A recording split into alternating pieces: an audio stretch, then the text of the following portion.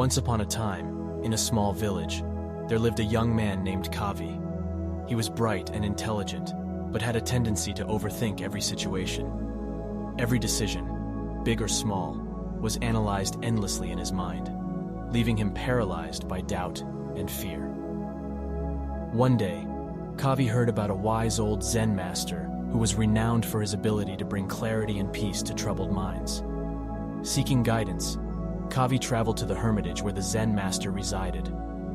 Upon meeting the master, Kavi poured out his heart, explaining how his constant overthinking was causing him distress and preventing him from living life to the fullest. The Zen master listened attentively and then asked Kavi to join him for a cup of tea. As the tea was served, the master poured it into Kavi's cup until it began to overflow, spilling onto the table. Confused, Kavi exclaimed, "Master, the cup is full! It cannot hold any more tea!" The Zen master smiled and said, "Just like this cup, your mind is overflowing with thoughts. To receive my teachings, you must first empty your mind of preconceived notions and worries." Understanding the lesson, Kavi took a deep breath and tried to clear his mind. With the guidance of the Zen master, he learned various meditation techniques to still his thoughts and be present in the moment. Over time, Kavi's overthinking started to subside, and he found peace within himself. He began to make decisions more confidently, trusting his intuition rather than endlessly analyzing every detail.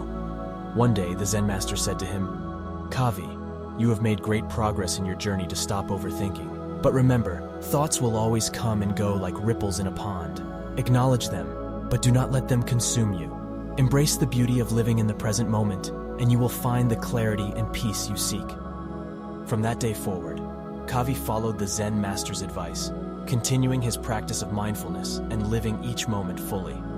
He realized that overthinking only robbed him of the joy of the present, and that true wisdom came from embracing life with an open and calm mind.